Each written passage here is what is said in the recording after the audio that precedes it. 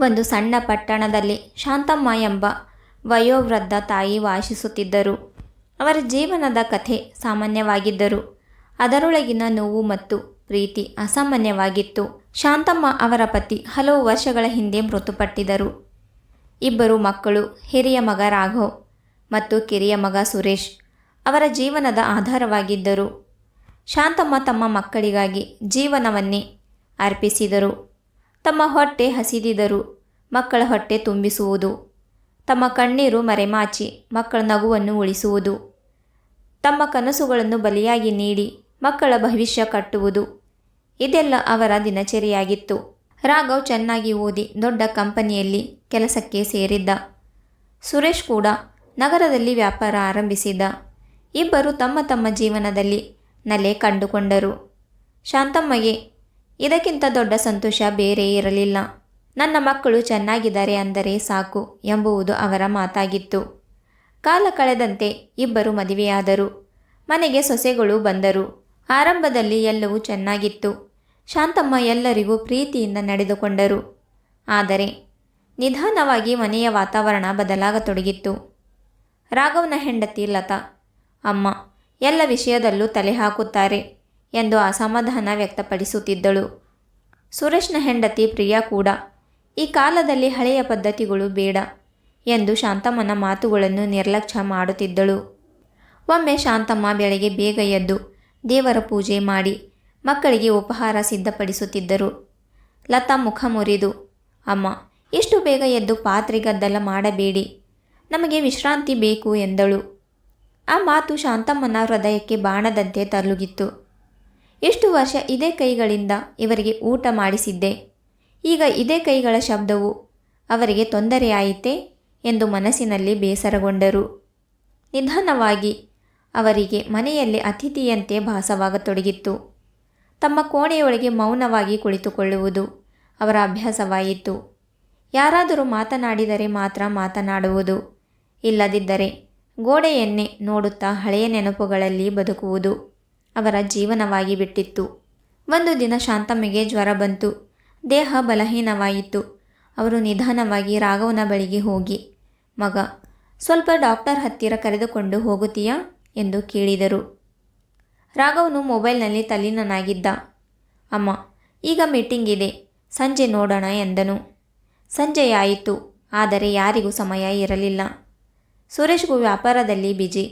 ಶಾಂತಮ್ಮ ತಮ್ಮ ನೋವನ್ನು ತಾವೇ ನುಂಗಿಕೊಂಡರು.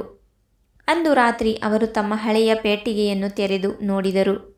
ಮಕ್ಕಳ ಬಾಲ್ಯದ ಫೋಟೋಗಳು, ಶಾಲೆಯ ಬಹುಮಾನದ ಪತ್ರಗಳು, ಪತಿಯ ಪತ್ರ ಮತ್ತು ಮಕ್ಕಳಿಗಾಗಿ ಬರೆದಿಟ್ಟ ಕೆಲವು ಚಿಕ್ಕ ಟಿಪ್ಪಣಿಗಳು. ಒಂದು ಫೋಟೋ ಹಿಡಿದು ಕಣ್ಣೀರು ಹಾಕುತ್ತಾ ಹೇಳಿದರು, ಈ ಪುಟ್ಟ ಕೈಗಳು ನನ್ನ ಕೈ ಹಿಡಿದು ನಡೆಯುತ್ತಿದ್ದವು. ಇಂದು ನಾನು ನಡೆಯಲು ಇವರ ಕೈ ಬೇಕಾಗಿದೆ, ಆದರೆ ಇವರ ಹತ್ರ ಸಮಯವೇ ಇಲ್ಲ ಎಂದು ಒಳಗೊಳಗೆ ಅಳುತ್ತಿದ್ದರು. ಮನೆಯ ಪಕ್ಕದಲ್ಲಿದ್ದ ನೆರೆಹೊರೆಯ ಸರೋಜಮ್ಮ ಎಲ್ಲವನ್ನೂ ಗಮನಿಸುತ್ತಿದ್ದರು. ಒಂದು ದಿನ ಅವರು ಶಾಂತಮ್ಮನನ್ನು ಕೇಳಿದರು, ನೀವು ತುಂಬ ಮೌನವಾಗಿದ್ದೀರಿ, ಏನಾಯಿತು ಎಂದು ಕೇಳಿದರು. ಶಾಂತಮ್ಮ ಸಣ್ಣ ನಗು ನೀಡಿ, ಮಕ್ಕಳು ದೊಡ್ಡವರಾದರೆ ತಾಯಿಗೆ ಮಾತು ಕಡಿಮೆಯಾಗುತ್ತದೆ ಅಂತೆ ಎಂದರು. ಇದನ್ನು ಕೇಳಿ ಸರೋಜಮ್ಮನ ಕಣ್ಣಲ್ಲೂ ನೀರು ತುಂಬಿತ್ತು. ಕೆಲ ದಿನಗಳ ನಂತರ ಶಾಲೆಯಲ್ಲಿ ತಾಯಿಯ ಮಹತ್ವ ಎಂಬ ಕಾರ್ಯಕ್ರಮ ನಡೆಯಿತು. ರಾಘವ್ನ ಮಗ ಆದಿತ್ಯ ಅಲ್ಲಿ ಭಾಷಣ ಮಾಡಬೇಕಿತ್ತು. ಅವನು ತನ್ನ ಅಜ್ಜಿಯ ಜೊತೆ ಹೆಚ್ಚು ಸಮಯ ಕಳೆಯುತ್ತಿದ್ದುದರಿಂದ ತನ್ನ ಭಾಷಣದಲ್ಲಿ ಹೀಗೆ ಹೇಳಿದ್ದ, ತಾಯಿ ಅನ್ನುವುದು ಮನೆಯ ಹೃದಯ. ಅವಳು ಮೌನವಾಗಿದ್ದರೆ ಮನೆ ಖಾಲಿ ಅನಿಸುತ್ತದೆ. ನಾವು ಬೆಳೆದ ಮೇಲೆ ನಮ್ಮ ಕನಸುಗಳ ಹಿಂದೆ ಓಡುತ್ತೇವೆ, ಆದರೆ ನಮ್ಮನ್ನು ಓಡಲು ಕಲಿಸಿದ ಕಾಲುಗಳನ್ನು ಮರೆತು ಬಿಡುತ್ತೇವೆ. ಅಜ್ಜಿ ನನಗೆ ಹೇಳುತ್ತಾರೆ, ತಾಯಿಯ ಪ್ರಾರ್ಥನೆ ದೇವರ ಆಶೀರ್ವಾದಕ್ಕಿಂತ ಕಡಿಮೆ ಅಲ್ಲ ಅಂತ. ಆ ಮಾತು ಕೇಳಿ ಕಾರ್ಯಕ್ರಮಕ್ಕೆ ಬಂದಿದ್ದ ರಾಘವ್ ಮತ್ತು ಸುರೇಶ್ ಇಬ್ಬರು ಮೌನವಾಗಿದ್ದರು. ತಮ್ಮ ಮಗನ ಬಾಯಿಯಿಂದ ಬಂದ ಸತ್ಯ ಅವರಿಗೆ ಕನ್ನಡಿಯಂತಾಯಿತು. ರಾತ್ರಿ ಮನೆಗೆ ಬಂದ ನಂತರ ರಾಘವನು ಶಾಂತಮ್ಮನ ಕೋಣೆಯ ಬಾಗಿಲು ತಟ್ಟಿದ್ದ. ಅವರು ಹಳೆಯ ಫೋಟೋ ನೋಡುತ್ತಾ ಕುಳಿತಿದ್ದರು. ಅಮ್ಮ ಎಂದು ಕರೆದ. ಆ ಒಂದು ಪದದಲ್ಲೇ ವರ್ಷಗಳ ಪಶ್ಚಾತ್ತಾಪ ಇತ್ತು. ಶಾಂತಮ್ಮ ತಲೆ ಎತ್ತಿ ನೋಡಿದರು. ರಾಘವನ ಕಣ್ಣು ನೀರಿನಿಂದ ತುಂಬಿತ್ತು. ಅಮ್ಮ, ನಾವು ತಪ್ಪು ಮಾಡಿದ್ದೇವೆ. ನೀವು ನಮ್ಮನ್ನು ಬೆಳೆಸಿದ ಪ್ರೀತಿ ನಾವು ಮರೆಯುತ್ತಿದ್ದೇವೆ, ಕ್ಷಮಿಸಿ ಎಂದರು. ಸುರೇಶ್ ಕೂಡ ಬಂದು ತಾಯಿಯ ಕಾಲಿಗೆ ಬಿದ್ದ. ಅಮ್ಮ, ನಿಮ್ಮ ನೋವನ್ನು ನಾವು ನೋಡಲಿಲ್ಲ. ನಾವು ನಿಮ್ಮ ಮಕ್ಕಳಾಗಿದ್ದರೂ ನಿಮ್ಮ ಮನಸ್ಸನ್ನು ಅರ್ಥ ಮಾಡಿಕೊಳ್ಳಲಿಲ್ಲ ಅಂತ ಹೇಳಿದ್ದ. ಶಾಂತಮ್ಮ ಅವರ ತಲೆ ತಬ್ಬಿಕೊಂಡು, ತಾಯಿ ಮಕ್ಕಳ ಮೇಲೆ ಕೋಪ ಹಿಡಿದುಕೊಳ್ಳುವುದಿಲ್ಲ, ನೋವಾಗುತ್ತದೆ, ಆದರೆ ಪ್ರೀತಿ ಕಡಿಮೆ ಆಗುವುದಿಲ್ಲ ಎಂದರು. ಆ ದಿನದಿಂದ ಮನೆ ಬದಲಾಗತೊಡಗಿತ್ತು. ಬೆಳಗ್ಗೆ ಮತ್ತೆ ಶಾಂತಮ್ಮನ ಪೂಜೆಯ ಗಂಟೆ ಕೇಳಿಸತೊಡಗಿತ್ತು. ಆದರೆ ಆ ಬಾರಿ ಅದು ಯಾರಿಗೂ ತೊಂದರೆ ಆಗಲಿಲ್ಲ. ಅದು ಮನೆಯ ಆಶೀರ್ವಾದವಾಗಿ ಅನಿಸಿತ್ತು. ಲತಾ ಮತ್ತು ಪ್ರಿಯಾ ಕೂಡ ತಮ್ಮ ವರ್ತನೆಯನ್ನು ಬದಲಿಸಿಕೊಂಡರು. ಅವರು ಶಾಂತಮ್ಮನ ಜೊತೆ ಮಾತನಾಡಲು, ಅವರ ಅನುಭವ ಕೇಳಲು ಆರಂಭಿಸಿದರು. ಮನೆಯ ನಿರ್ಧಾರಗಳಲ್ಲಿ ಅವರ ಅಭಿಪ್ರಾಯಕ್ಕೆ ಗೌರವ ನೀಡಲಾಯಿತು. ಒಂದು ದಿನ ಆದಿತ್ಯ ಕೇಳಿದ್ದ, ಅಜ್ಜಿ, ನೀವು ಯಾಕೆ ಯಾವಾಗಲೂ ನಗುತ್ತಿರುತ್ತೀರಾ? ಶಾಂತಮ್ಮ ಮೃದುವಾಗಿ ನಕ್ಕು ಹೇಳಿದರು, ಮನೆಗೆ ತಾಯಿಯ ಸ್ಥಾನ ಗೌರವದಿಂದ ತುಂಬಿದರೆ ಅವಳ ಮುಖದಲ್ಲಿ ನಗುತ್ತಾನೆ ಬರುತ್ತದೆ ಮಗ ಅಂತ ಹೇಳಿದರು. ಆ ಮಾತು ಎಲ್ಲರ ಮನಸ್ಸಿನಲ್ಲಿ ಉಳಿಯಿತು. ಇಂದಿನ ಪೀಳಿಗೆ ವೇಗವಾಗಿ ಓಡುತ್ತಿದೆ. ಹಣ, ಕೆಲಸ, ಕನಸುಗಳು ಇವೆಲ್ಲ ಮುಖ್ಯ. ಆದರೆ ಈ ಓಟದಲ್ಲಿ ನಮ್ಮನ್ನು ನಡೆಯಲು ಕಲಿಸಿದ ತಾಯಿಯನ್ನು ಹಿಂದೆ ಬಿಟ್ಟು ಬಿಡಬಾರದು. ತಾಯಿ ಮನೆಯ ಕೆಲಸ ಮಾಡುವ ವ್ಯಕ್ತಿಯಲ್ಲ, ಅವಳು ಮನೆಯ ಆತ್ಮ.